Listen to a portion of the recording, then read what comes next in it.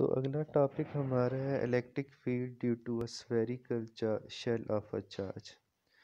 यानी shell of charge का मतलब है जो अंदर से हालो होगा, यानी जैसे आपके पास टेनिस बॉल होती है तो आप उसको काटें तो अंदर से वो खाली होती है, हालो होती है। तो हम electric field due to spherical shell of charge calculate करना चाहते हैं।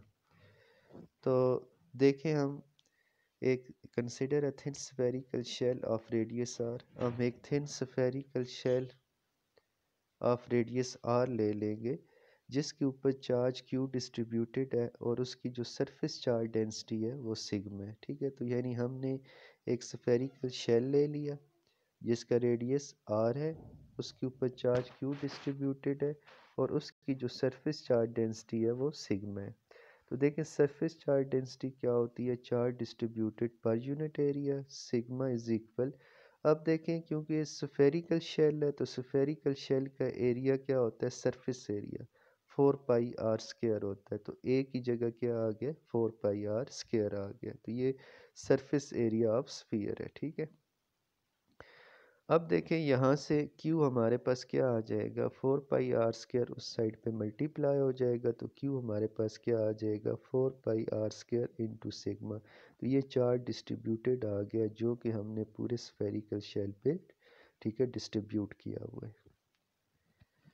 अब देखें ये आपको फिगर नज़र आ रही है। ठीक है, ये आपका स्फेरिकल शेल है, ये वाला जो अंदर शेडेड एरिया में आपको नज़र आ रहा है। इसका रेडियस क्या आपके पास r है। ठीक है, अब आप आउटसाइड, सबसे पहले जो हमने दो पोर्शन ले लिए। सबसे पहले हम क्या कर रहे हैं, electric field intensity outside the shell. हम शेल के बाहर electric field intensity find out करना चाहते हैं। तो फर्स्ट करें कि हम एक पॉइंट ले लेंगे। हमने ये पॉइंट यहाँ पे क्या ले लिया, ये पी पॉइंट ले लिया। ठीक है, और ये पी पॉइंट कहाँ पे है, ये यहाँ पे है।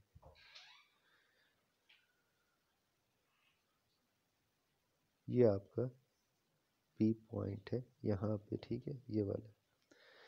तो ये आपका पी पॉइंट है जहाँ पे आप क्या फाइंड आउट करना चाहते हैं, electric field intensity find out करना चाहते हैं।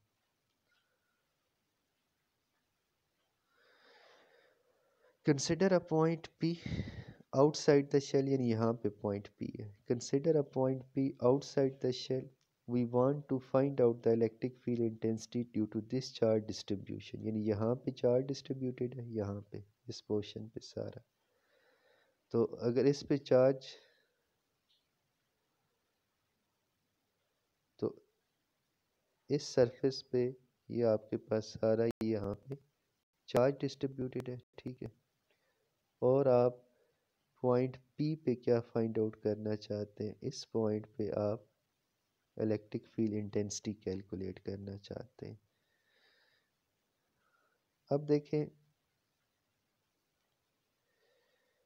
We consider a spherical Gaussian surface. तो हमने ये जो बाहर वाला ये आपको सर्कल नज़र आ रहा है, ये हमने गाशियन सरफेस ले रही है जो इस पॉइंट पी में से क्या कर रही है, पास कर रही है। तो ये बाहर आपको ये जो सर्कल नज़र आ रहा है, ये गाशियन सरफेस और पॉइंट पी पे हम इलेक्ट्रिक फील्ड इंटेंसिटी कैलकुलेट करना चाहते हैं। तो ये गाशियन सरफेस इस पॉइंट में से क्या कर रही है, पास कर रही है। अब देखें, सबसे पहले हम गाजेस लॉ अप्लाई कर देंगे, इंटीग्रल ऑन क्लोज सरफेस, क्योंकि ये आपकी क्लोज सरफेस है। ठीक है, E dot D A Q by epsilon. Dot product ख़त्म करेंगे, cos 0 क्या हो जाएगा, 1 हो जाएगा। देखें cos 0 आपके पास 1 क्यों होगा, क्योंकि यहाँ पे जो आप एरिया एलिमेंट, फॉर एग्जांपल मैं ये एरिया एलिमेंट ले लेता हूँ।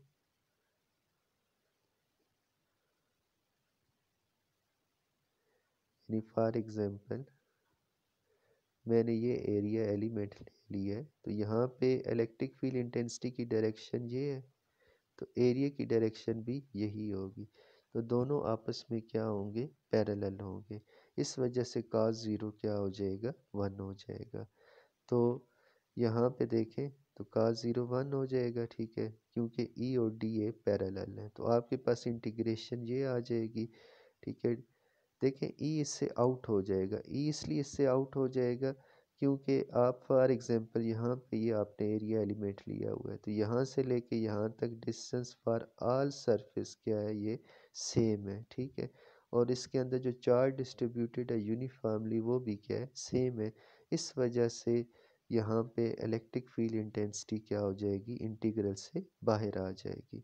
अब देखें ये integral on close surface D A है, तो पूरी जो सरफेस है वो बेसिकली क्या है, स्फेरिकल सरफेस है। तो देखें यहाँ पे जो एरिया आ जाएगा इसकी जगह वो क्या आ जाएगा, 4 πr² आ जाएगा। तो इस इंटीग्रल जो पूरी क्लोज सरफेस पे हम ले रहे हैं और वो स्फेरिकल है, तो यहाँ इसका जो इंटीग्रल आ जाएगा वो 4 πr² आ जाएगा इज इक्वल Q/ε। 4 πr² को दूसरी साइड पे डिवाइड कर दें तो देखें जो हमारे पास लास्ट इक्वेशन आती है वो क्या आती है, E इज इक्वल 1/4 πε Q/r²।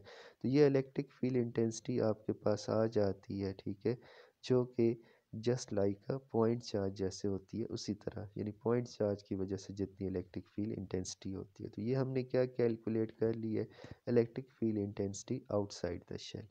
अब हम फाइंड आउट देखें, thus the uniform spherical shell of a charge behave like a point charge, यानी ये जस्ट उसी तरह आया जैसे पॉइंट चार्ज है। For our point outside the shell, कोई भी आप पॉइंट आउटसाइड द शेल लें, यानी यहाँ पे लें, यहाँ पे लें, यहाँ पे कोई भी पॉइंट लें तो उसमें यही वैल्यू आ जाएगी।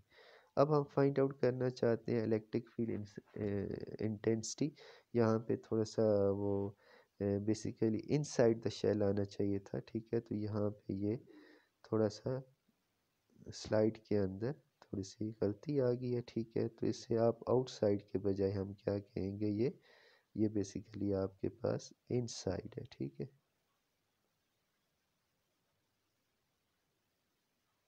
Inside the shell. Outside the shell ये नहीं है, ये बल्कि आपकी इनसाइड द शेल, ठीक है। तो ये हम electric field intensity inside the shell find out करना चाहते हैं। उसी तरह ये शेल है जिसके बाहर चार्ज डिस्ट्रीब्यूटेड है। अब बाहर गाशियन सरफेस लेने के बजाय हमने अंदर गाशियन सरफेस ली है, क्योंकि अब हम electric field intensity for example यहाँ पे फाइंड आउट करना चाहते हैं पॉइंट पी पे, इसलिए हमने फिर गाशियन सरफेस अंदर ली है, ठीक है, जिसका रेडियस क्या है, स्मॉल आर है, और ओवरऑल स्फीयर का रेडियस क्या है, कैपिटल आर है। अब देखिए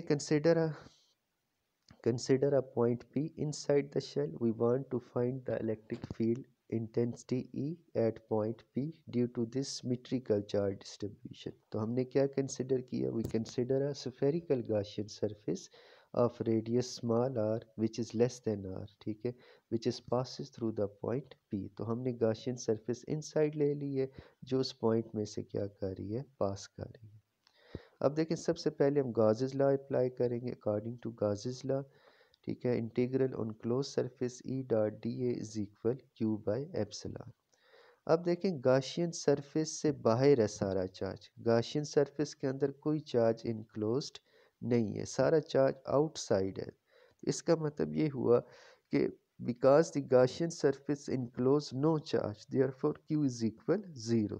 तो देखें गाशियन सरफेस के अंदर कोई चार्ज नहीं है, तो इसलिए चार्ज क्या होगा, 0 होगा गाशियन सरफेस के अंदर। तो इस वजह से देखें हमारे पास जो ये इक्वेशन है यहाँ पे Q इज़ इक्वल 0 आ जाएगा, तो इसकी जो राइट साइड है वो 0 हो जाएगी, तो हमारे पास ये इक्वेशन आ जाएगी। देखें E और D ए पैरेलल है, तो cos 0 क्या हो जाएगा, 1 हो जाएगा, ठीक है। तो cos 0 1 हो जाएगा क्योंकि E और D ए पैरेलल है।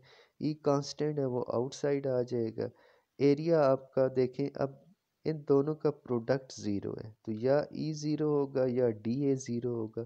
तो एरिया एलिमेंट तो ज़ीरो हो नहीं सकता, फिर क्या हो जाएगा, E ज़ीरो हो जाएगा। तो इसका मतलब ये हुआ कि जो electric field does not exist inside a uniform shell of charge. तो यानी अगर आप शेल ऑफ चार्ज लेते हैं तो उसके इनसाइड इलेक्ट्रिक फील्ड क्या आती है, आपके पास ज़ीरो आती है, क्योंकि उसके अंदर कोई चार्ज इनक्लोज्ड नहीं होता, सारा चार्ज बेसिकली सरफेस आउटसाइड पे डिस्ट्रीब्यूटेड है, तो इनसाइड इसमें कोई चार्ज एग्जिस्ट नहीं करता।